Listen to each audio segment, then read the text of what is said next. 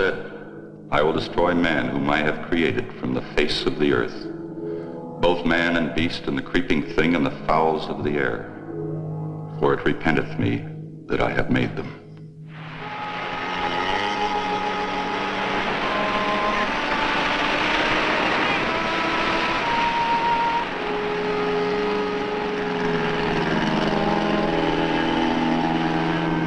Make that line fast.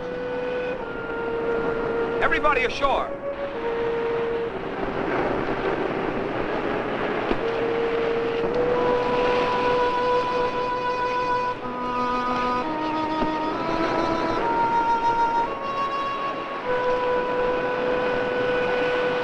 Strange. We can see only a small part of the island from this spot, but yet you can feel lack of welcome, lack of abiding life, huh? Yeah, I felt the same when I came here before to rescue your first crew. I not only knew that they were gone, but that they were lost completely and forever, body and soul. Please, Lieutenant. Some of those men were our friends from the same institute. I'm sorry, Miss Hunter. I'm not so sure you are right, Monsieur Quinlan. Maybe their bodies are gone, but who can tell of their souls, eh? Maybe if I call to them, they will answer. Their ghosts will answer. McLean! Hello! Hello! McLean!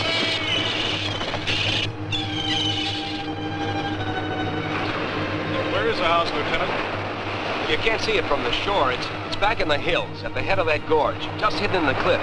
How fitting. Might as well have a look at it. Well, they're coming in with the second load of supplies from the plane. Now let me set right up.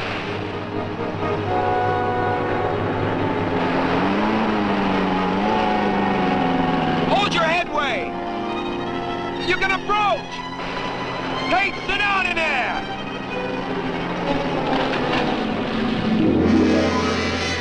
Well, get him up! I say he's on the bottom!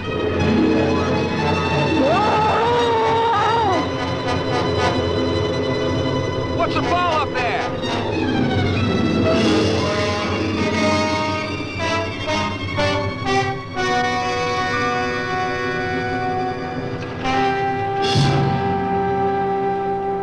God help us! Cover it.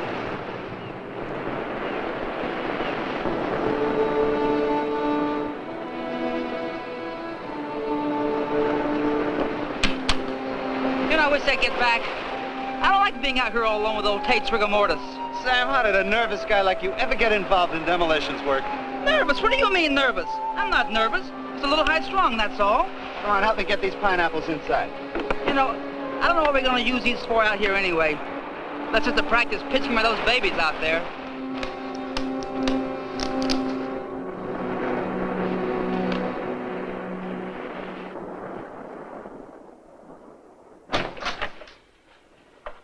Took his head off.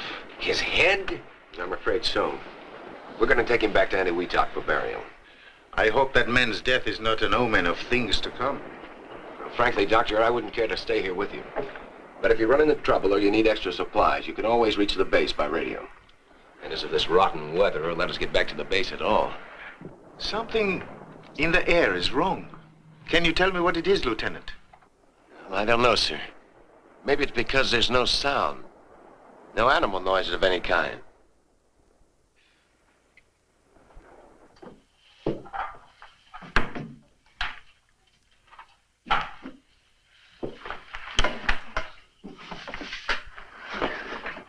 Well, looks like we got the dynamite by mistake. Looks like it. I'll cart it back down to the beach. Oh, excuse me, Doctor. That's quite all right. Just call me Marty. Okay, Marty. You know, the Navy boys really fixed this place up. I'm almost going to enjoy being here. Yeah, you'd never think it was a complete wreck a few months ago. If you want to see a wreck, take a look at my back. Yeah, it'll be dark in a few minutes. Want to come watch the takeoff? I'd like to. I'll get the others. Lieutenant, I don't want to annoy you again, but nothing was left? Not a hair, nor fingernail clipping? Only McLean's journal? Well, that's all, Doctor. That they are dead, I can believe possible. But to vanish from the face of the earth? No. The Navy thinks they were all at sea in their small boat when the typhoon hit. Lost with all hands is an old story. Yes, but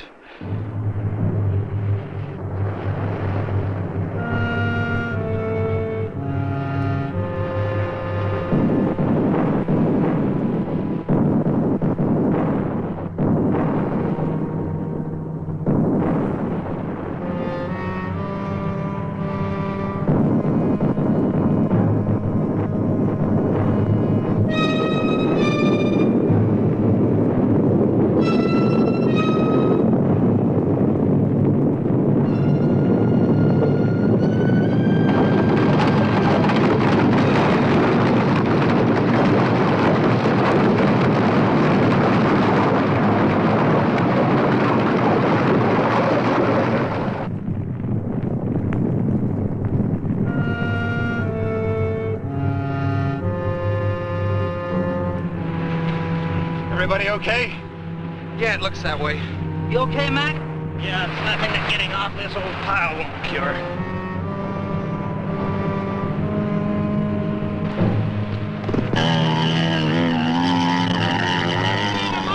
One month, no more. We'll watch you from the cliffs. Au revoir!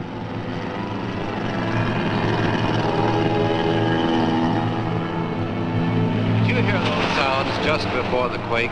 What sounds, mon ami? The deeper booming, rumbling? No, I'm afraid not. Dr. Carson means the explosions. We should get up to the cliffs.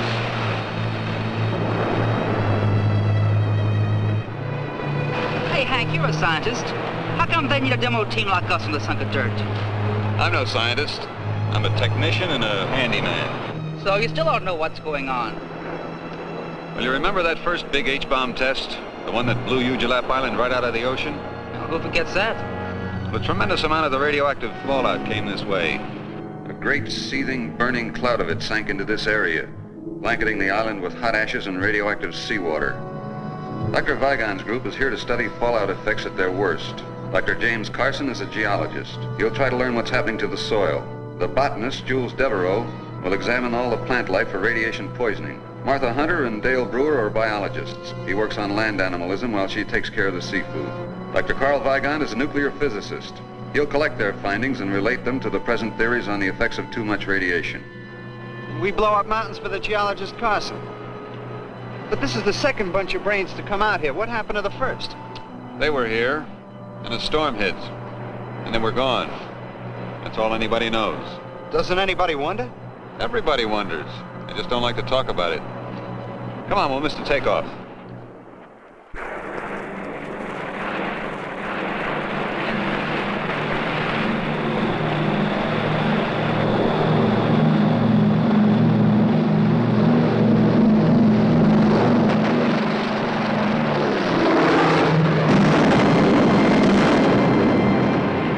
Hank, get to the radio.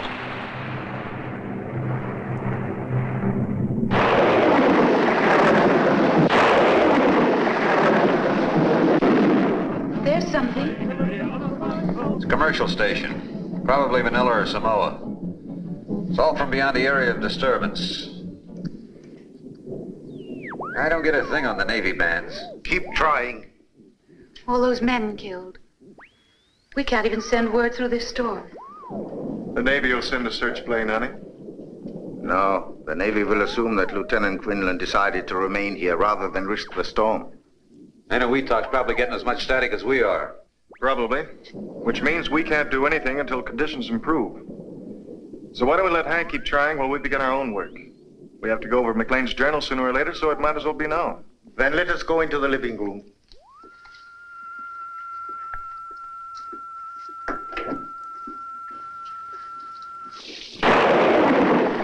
Thursday, March 11th.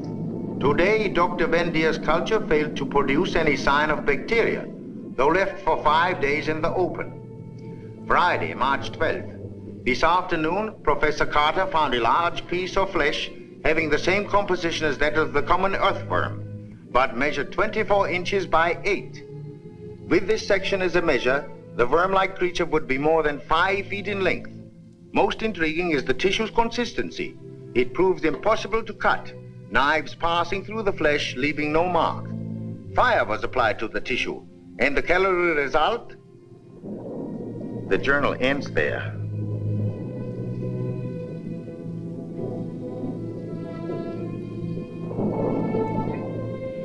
Well, it's getting very late.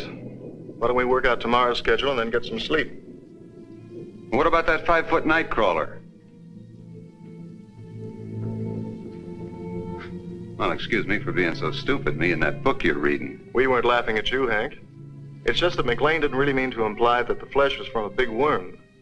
He said from a worm-like creature. You know, it might have been a sea worm. They've been known to grow much longer than 5 feet. Well, excuse me for shooting my mouth off, but the journal didn't say anything about the sea. Just talked about worms.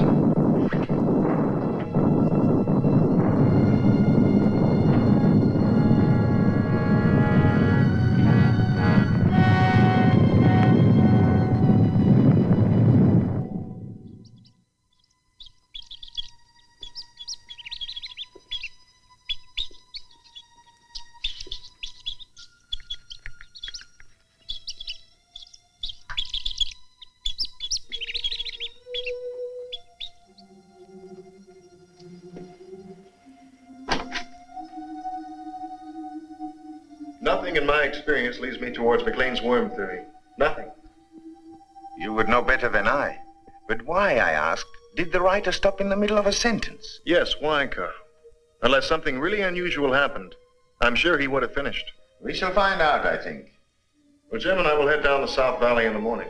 You know, I haven't seen any insect life since we arrived. Shh. Quiet. Listen.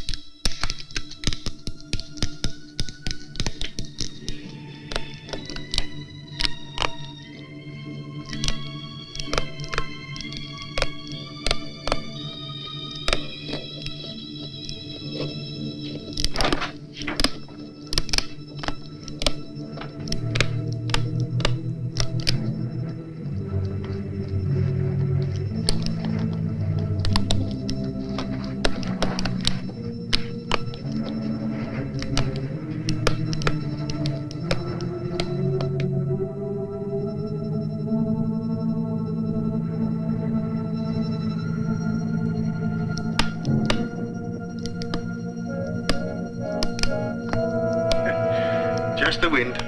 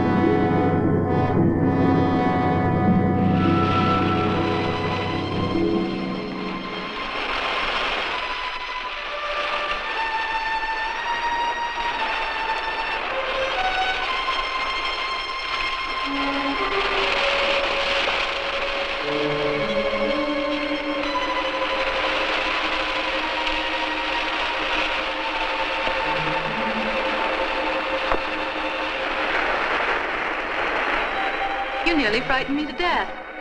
Well, no, I couldn't very well announce myself underwater, could I? Besides, you looked scared down there. Well, I was scared. And lost, too. You know, Dale, it's funny, but I was using a big black rock as a landmark. But when I swam back, the rock was gone. Well, I did see something move near you. You did? I wonder what it could have been. I don't know. Just a big black shape moving through the kelp. Land crabs and seagulls. Everything else is dead. Bill! Martha! What's the matter, Carson? Come up the path. We'll meet you. Well, look about something. Come on, Hunter.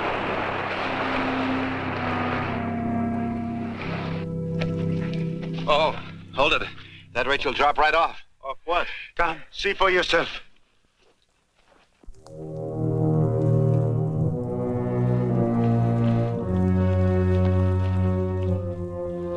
But only this morning I came along this path on my way to the beach. And it wasn't there.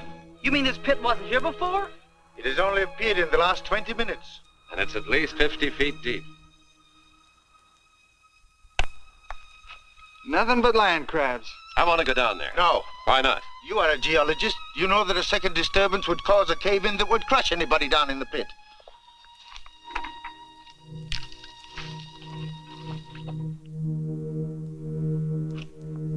He seems pretty definite, Jim. Is he right about a cave-in? He could be, assuming this was caused by a disturbance.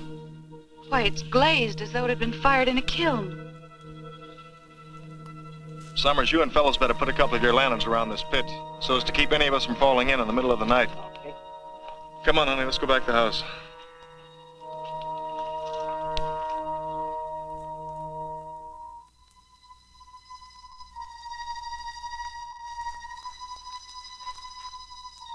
Martha, awake. Martha Hunter, awake. Awake, Martha. It is McLean. Awake. McLean?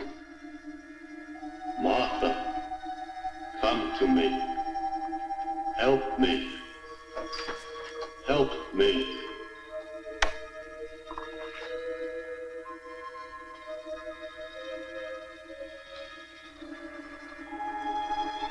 Martha, Martha Hunter, help me, help me.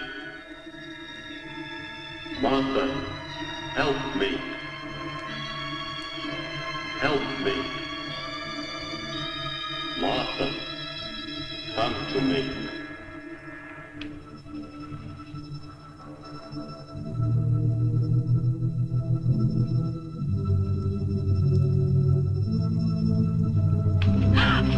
Jim, but... I So thought... you heard it too? Yes, it was Orville McLean's voice. He called me as plain as day. Strange, because I only heard him call my name.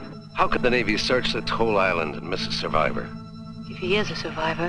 What does that mean? You heard him as well as I? Well, someone could have been imitating his voice. Well, who would do that? I don't know, but I do know that McLean's dead. Maybe, maybe not. I'm going to find out for sure.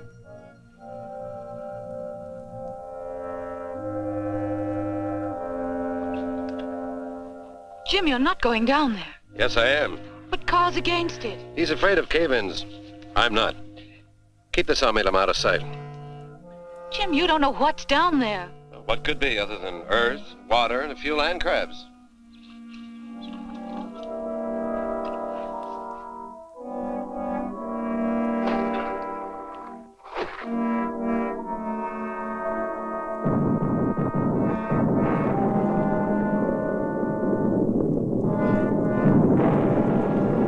Jim? Jim!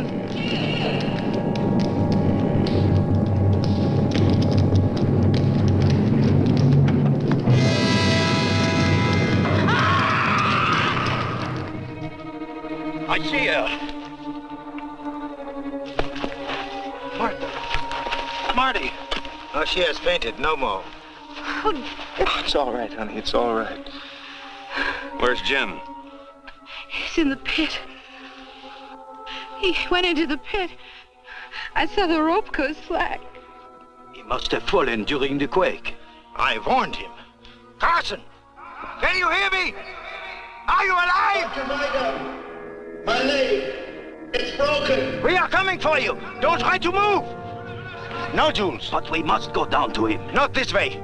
The rope may be too short. Then how? Through the caves. Great caves to the sea. But how do you know the caves connect with the pit? Gentlemen, for reasons I have guessed, Dr. Carson also, These caves must join the pit, because the pit was created from below, not from the surface.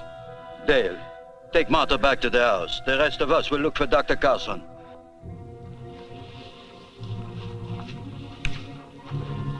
Dale, I'm all right. They'll need you with them. If we can bring Dr. Carson out, 2 of us are enough. If we can't, a whole army will do us no good. Are you hiding something from us, Doctor? A theory, perhaps? Maybe.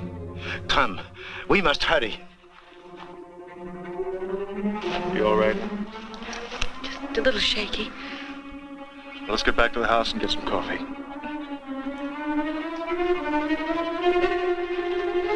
Oh, thought you were the boogeyman. I thought we heard a girl screaming during the quake. Did part of the cliffs fall away into the sea? Part of them. Well, it was pretty dark where we were, but it looked like the whole island was coming down. The boulders almost crashed us in the tent. The whole island, yes. We must go faster. There is very little time. Little time for what? That is Dr. Wygon's small secret. Let us catch him and find out.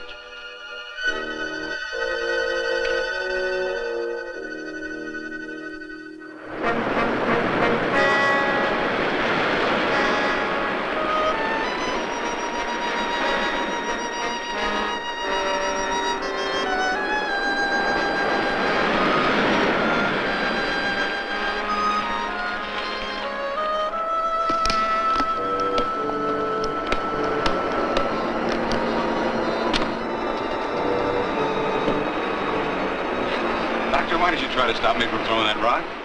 I just don't like to kill anything, even such ugly creatures as these. Poor helpless things. Helpless nothing. You ever see a bunch of them start on a wounded Marine? They'd finish him off in 5 minutes. It's all more reason to get Jim out of that pit. Yes, all the more reason.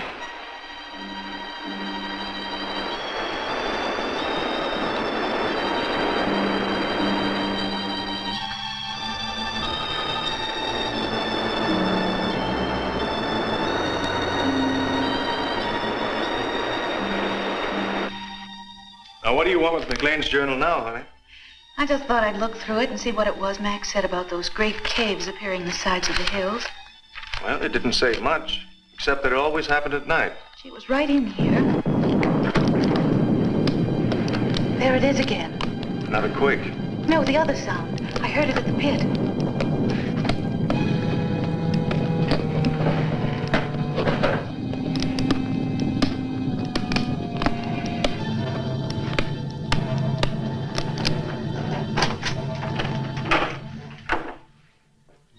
You know, if we both hadn't heard it, I'd swear it's my own imagination.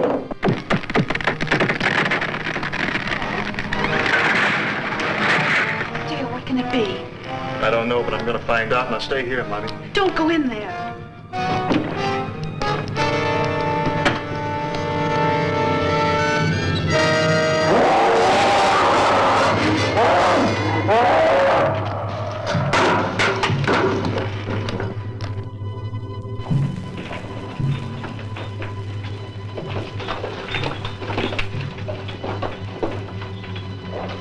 Put out the lights.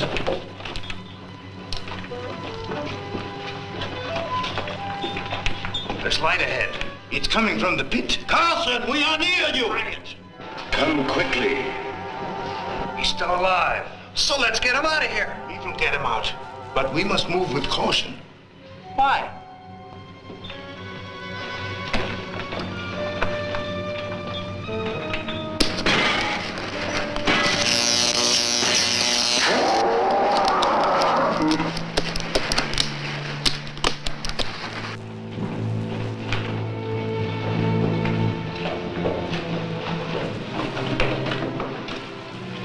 Do not call to him. Why not, Doctor?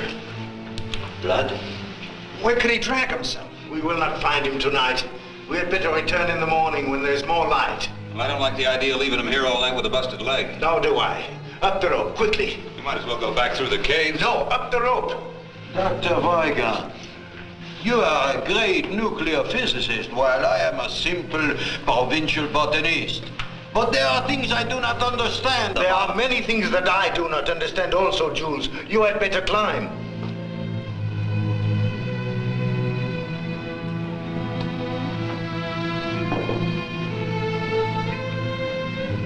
Our tent's just outside the cave. We don't have to go up the rope. Up the rope. That's what I was afraid of.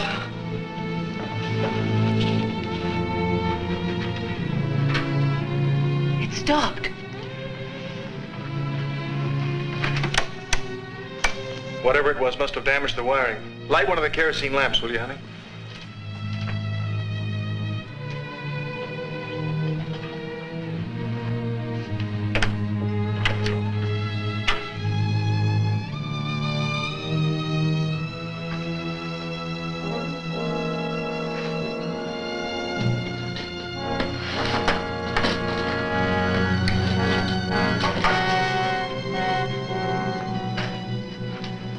Here's your motive. Food. But not much considering the size of the thing that did all of this.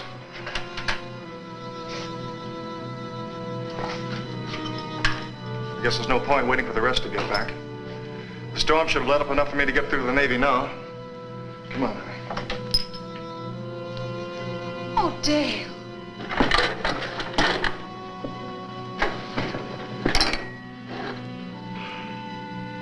Whatever it was that did this deliberately destroyed the radio. It had to be deliberate. Every piece of wiring has been ripped out and chopped to bits. Look, every tube has been sliced neatly in half. And it had to reach way inside to do it without wrecking these cabinets. Well, all I can say is, why wasn't I invited to the party? Not funny, eh? Well, that's as it should be. Do you think you can fix it? Fix it. I'll need a whole new outfit from the bottom up. You have parts, enough to build a new one? I don't know. Why do you suppose it didn't come through the door and get us, Carl? I don't know. I can only guess. It would take considerable power to keep the intruder behind this door. There is power in the lighting in the living room. You mean it's afraid of electricity? I think so. Have you any other ideas? Once upon a time, there was a mountain. Yesterday, when we came to this island, there was a mountain out there. Today, there's no mountain. I am not surprised. You're not surprised at anything, are you, Doctor? I suppose you can tell us what tore up this room last night. No, I cannot tell you that. But I can tell you this. Everything that has happened from the death of the first sailor to the destruction of our radio must be somehow related. They are too far from the normal scheme of things to be separate accidents. If there is a single cause, then that cause is outside of nature as we know it. Yes, that is why I insisted on caution entering the caves. We are unquestionably on the brink of a great discovery. It is not likely that that discovery will be of a pleasant nature. That is the sum of my knowledge. If you need more, I suggest you ask Dr. McLean when next his voice calls in the night. Now, let us again seek Dr. Carson.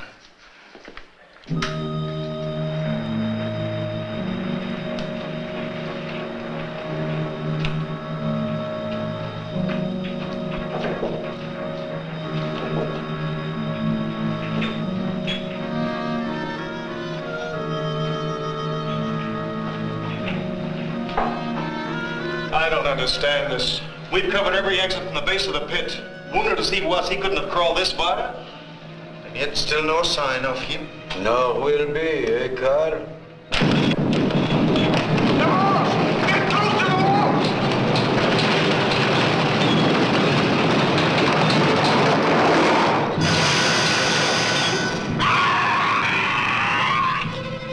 Something to tie it with. Top of my pack, Carl. You'll need a tourniquet, too. Hello there, anybody alive? He all right? How did you know we were in here? We didn't. We were on the other side of the island. Well, what used to be the other side of the island? Most of us fall into the drink already. So we run in here when we heard you call. Call. We didn't call you. Whose voice did you hear? Well, it sounded like the other guy. You know, the fellow who fell into the pit. So he is still alive. If we do not move fast, Jules will not be alive. Come, give us a hand.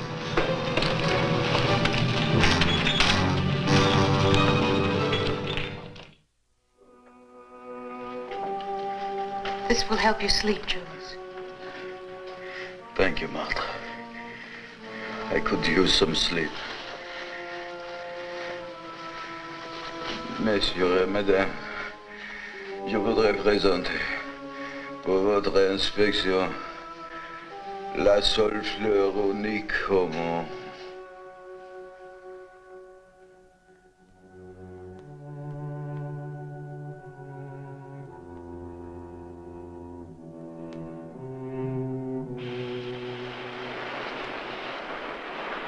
Give me 2.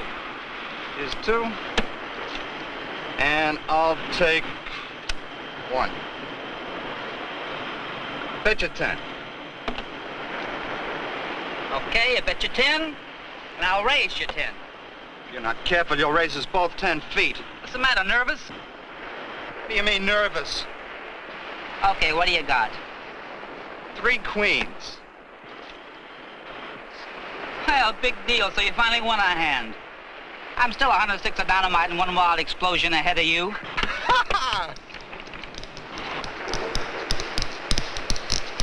What's that? Sounds like a kid dragging a stick across a picket fence. We ain't got no picket fence out here.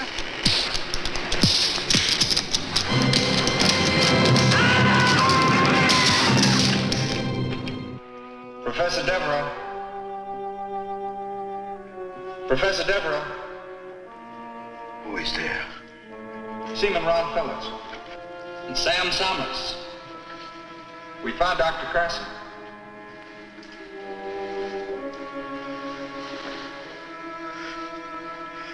Where are you? We're outside. We can take you to Dr. Carson, but you've got to be quiet. Very quiet. Will you come? Yes. Come down the path toward the big pit. We'll meet you there and lead you to Carson. I will be there.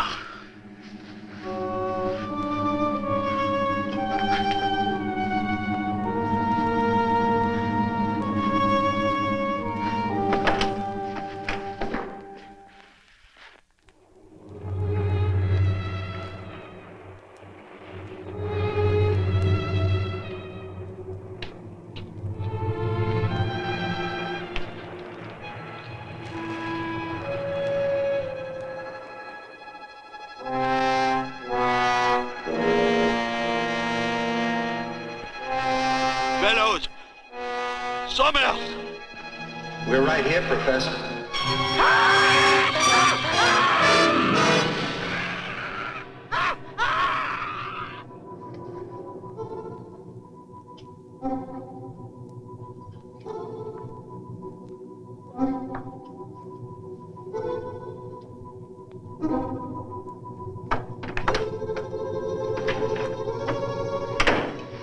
Sounded like Jules. Devereaux, Yes. What is it? I am here. are you all right? Yes. The pain is less. Keep talking. We thought we heard you cry out. I have been asleep. Perhaps you were talking in your sleep. Ah, yes. Then I hope I did not blemish the reputations of any fair ladies I may have known. You didn't mention any names. I never asked any names. Tell me of this cry you heard. It sounded like you. Like you would have sounded in your death agonies. It could hardly have been me, Doctor. When I have been here all the time, dreaming of all the things I might learn to do with only my left hand. I dreamed it was fixed with a hook. And when I... Congratulations, Dr. Weiger. Where are you? Where all of you soon will be. I shall be back tomorrow night. Bonsoir. Devereaux! Devereaux! What does it mean, Doctor? He is dead. But he spoke, Carl. It's supposed to be a ghost story? No. No, I do not believe in ghosts. We are dealing with a man who is dead, but whose voice and memory live. How this can be, I do not know. But its implications are far more terrible than any ghost could ever be.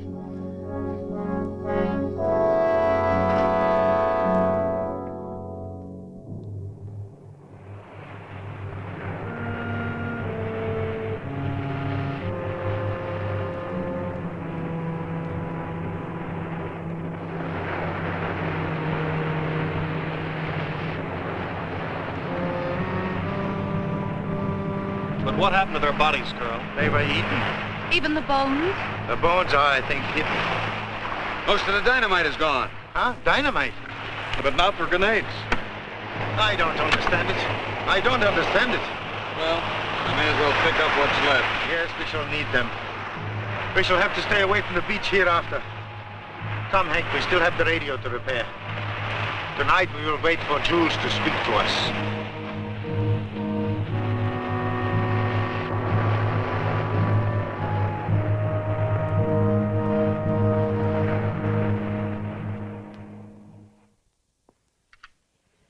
Well, it's long after dark.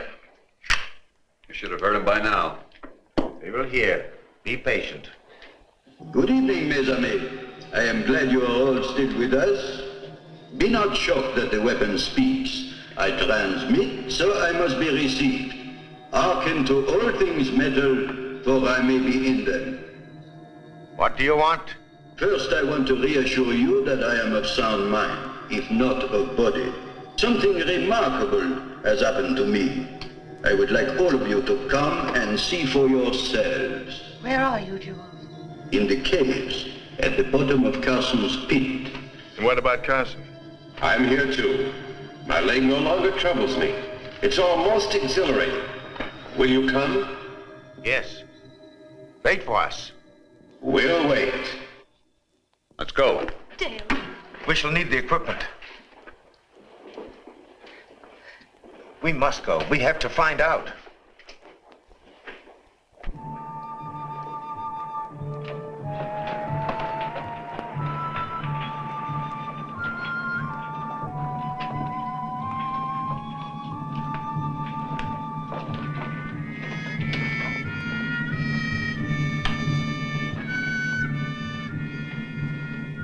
We are here!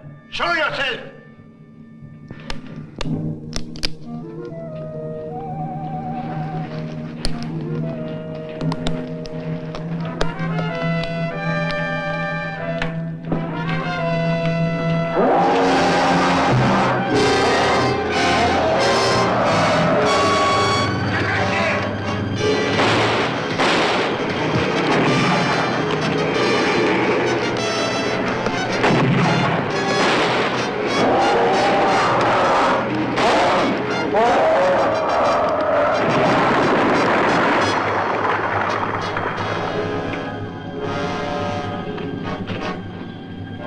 Killed it?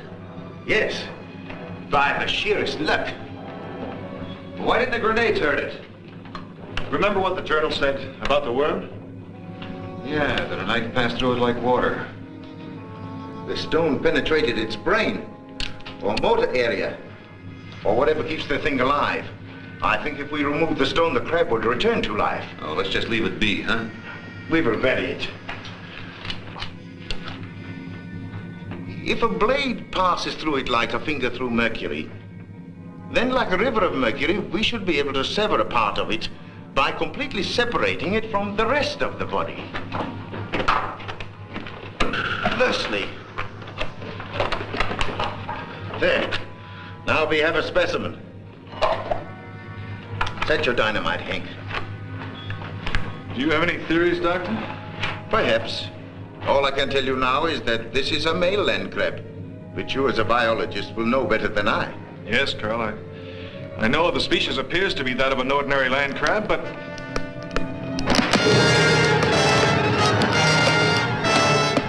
Out, quickly!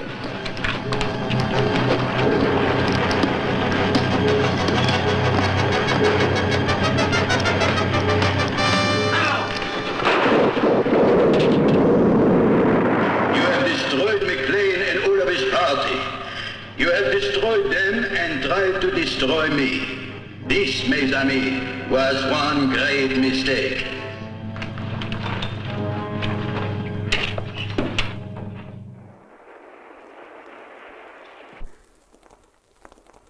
Well, Doctor? Oh, this is ridiculous. The molecular structure of this crab is entirely disrupted. There's no cohesion between the atoms. I don't understand. Nor do I. Apparently, we have one of those biological freaks resulting from an overdose of radiation poisoning.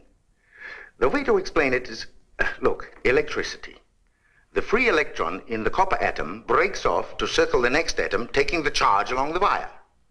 Do you follow me, Hank? I think so. The free electrons jump from atom to atom along the copper at the speed of light. I remember that from high school.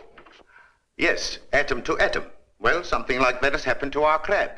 But instead of free electrons, the crab has free atoms, all disconnected. It's like a mass of liquid with a permanent shape. Any matter, therefore, that the crab eats will be assimilated in its body of solid energy, becoming part of the crab. Like the bodies of the dead men? Yes. And their brain tissue, which after all is nothing more than a storage house for electrical impulses. That means that the crab can eat his victim's brain, absorbing his mind intact and working. It's as good a theory as any other to explain what's happened. But, Doctor, that theory doesn't explain why Jules and Carson's minds have turned against us. Preservation of the species. Once they were men, now they are land crabs. Okay, Professor. How are the crabs blowing up the island? I am not sure. But imagine they are able to send out arcs of heat. They are packed with it. The sides of the pit were glazed as if the rock were melted. They can melt and fuse parts of the caverns, explode the materials contained, and bring about the slides. Why? To get at us, of course. Looks like we're on the verge of a blessed event. What's that? What's that? Or is this the one you killed? No, it is still alive. We did not kill it. Notice the belt of yellow fat on the base of the shell?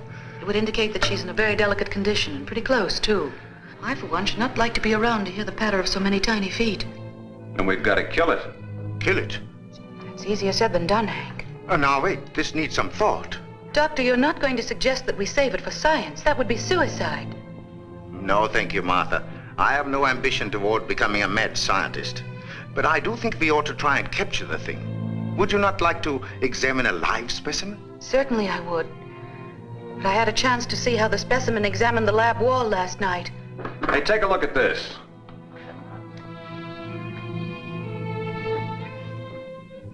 You said something about the crab being afraid of electricity, Doctor. Let's find out.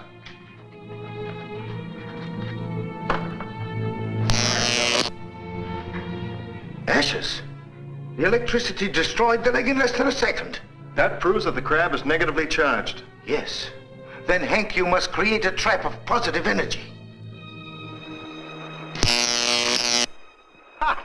It works! Sure it does, Doctor. It's easier to build than a model airplane. The charge must be just strong enough to de-energize the crab. Long enough for us to remove the claws and cage it. But not strong enough to kill the thing. Well, that's fine, Carl, but how do we get the crab to step into it? Apparently the creature sleeps by daytime. We must take the ark and place it in one of the well-traveled cave routes. He has 8 legs with which to step on the plate. I am sure he will manage. Yes, but you'd better select a new approach to the cave.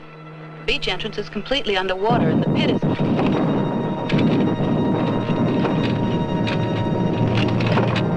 He is using the dynamite. We must hurry.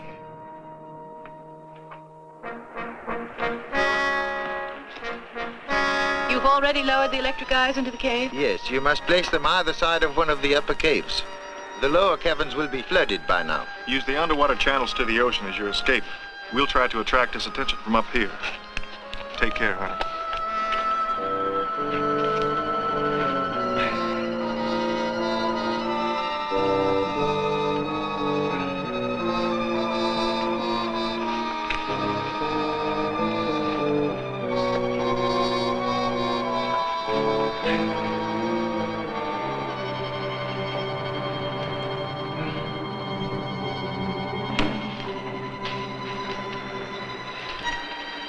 Might as well get to work. I'll plant this one, you take the other. All right.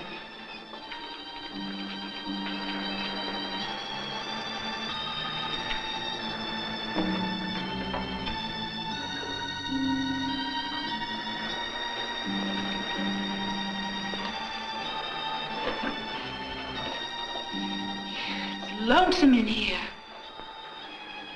It's lonesome everywhere. You know, I bet you can even be lonesome in a crowd. Yeah. Unless, of course, you found that special someone. Have you found him yet? Why do you ask? Because behind that wall.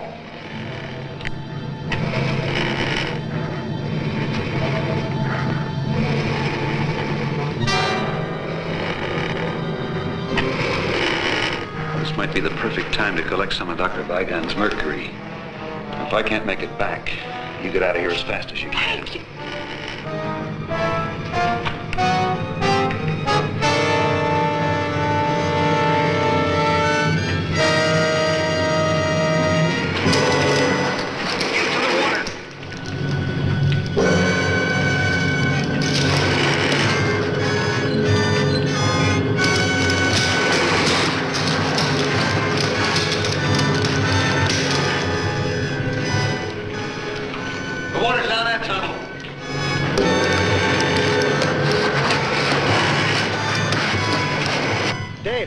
They just ran across the bottom of the pit into another cave.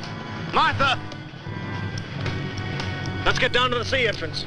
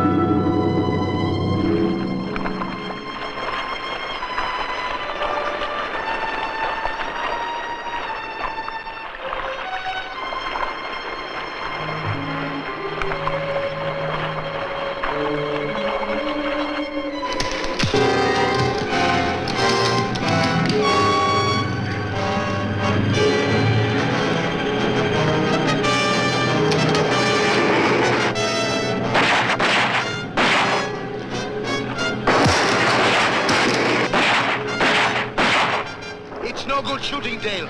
The bullets pass through it just like X-rays. So, you have wounded me, and I must grow a new claw. Well and good, for I can do it in a day. But will you grow new lives when I have taken yours from you?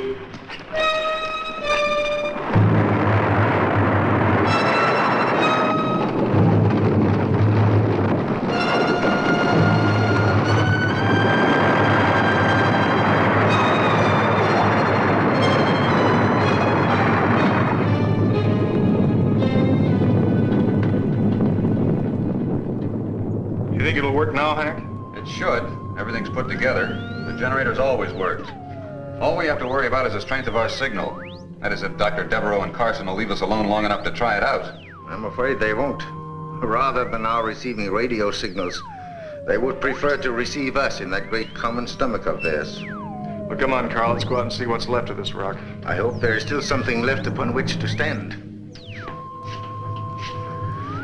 Well, I guess it's about time I fixed her some food.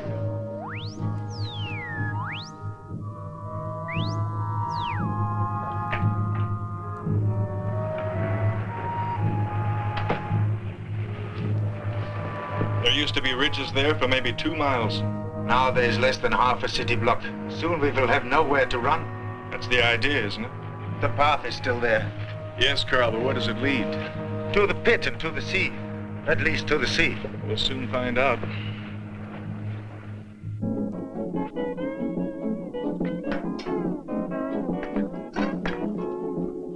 Aloha, Malahinis. This is your favorite disc jockey, Pineapple Joe. Listen now to Mokakima and his Molokai boys playing Moana Loa Lava. It's working. Only the receiver, not the transmitter. Well, can you fix it? I don't know. Maybe with this telegraph key and a Morse code setup. Well, we don't have to worry about the pit any longer, Carl. No. Shall we go? Might as well. It's not wasting any time. Sound came from over there. Let's go. Oh, Hank, I don't know what we'd have done without you. Where did you ever learn to fix all these things? In the Navy during the war. And I knocked around a lot in the radio and the TV repair business. You ended up in the South Pacific? Yeah. How'd you get here? Oh, after Dale and I graduated, we stayed on at the Institute and research. You've been together ever since? Uh-huh. And when his promotion comes through, we'll be making it a lifetime partnership. Yeah. Well, let's go find Carl and Dale and tell them this thing works.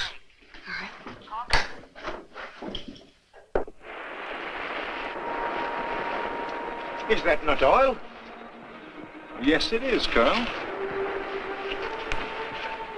I've never heard of oil being found on the Pacific Islands before. The detonations must have opened a source deep in the island. But look, it seems to be coming from two sources. I suggest we trace them. You want to follow this oil underground? I feel we must. But the crab, Carl. The crab is like a rattlesnake. It can be heard long before it can be seen. I believe we can keep out of its way if we only remain alert. He knows this better than we do. That is why he's trying to reduce this island to a small corner from which we cannot escape. All right. But at the first sound of a rattle, get out of there, huh? All right, don't worry. Don't worry. You follow this stream, and I shall follow the other one.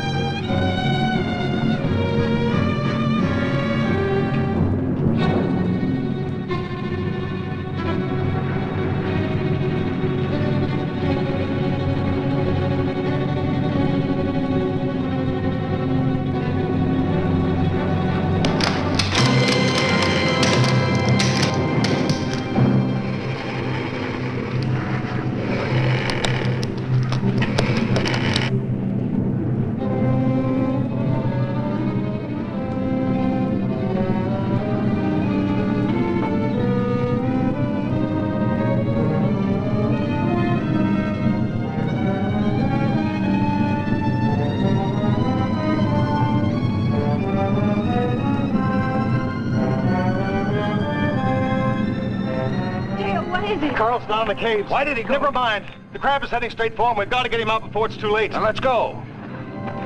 Stay there, Marty.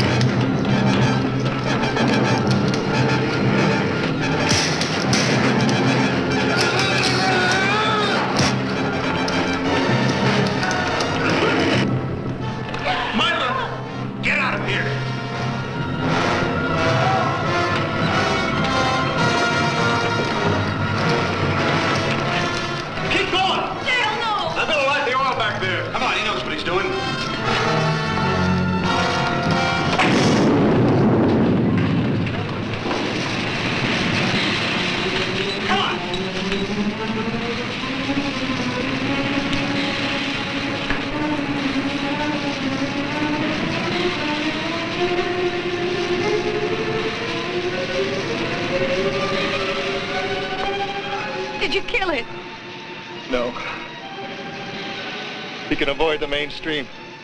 Of all of us, I thought Carl would be the one to... That fire won't hold it very long. I don't think it matters much anymore, Hank. Well, just so it holds it long enough for me to get one message away. Just one more SOS. Hank, you got the radio? That was quick thinking, Dale. The pity is that all fires must one day burn out.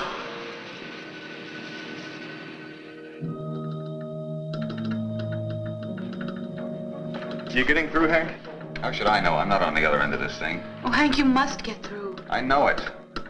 It's gone dead. I am afraid that won't help you, Hank. By the time ships and planes can arrive, this island will have vanished beneath the waves of the sea. But you will not drown. You will be a part of me. And as with McLean, there will be no evidence of how you vanished, or of my existence. We will rest in the caves and plan our assault upon the world of men.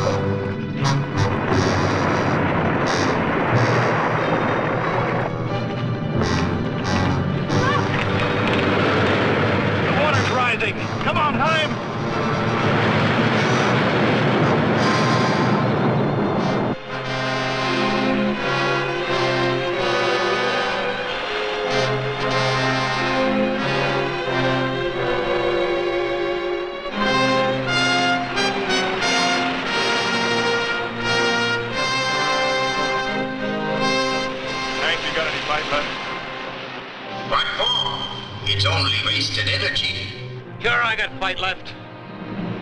I don't know what good these will be now, Hank. But I got 2 grenades left. How about you? I got 4. Let's see what's in the toolbox.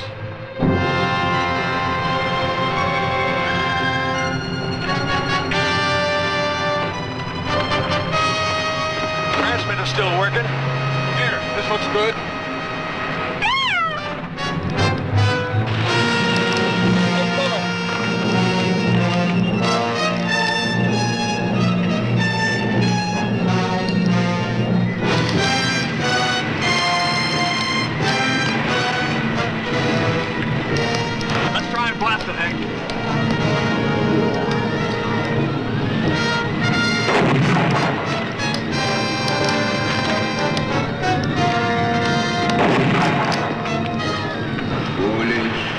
Very foolish.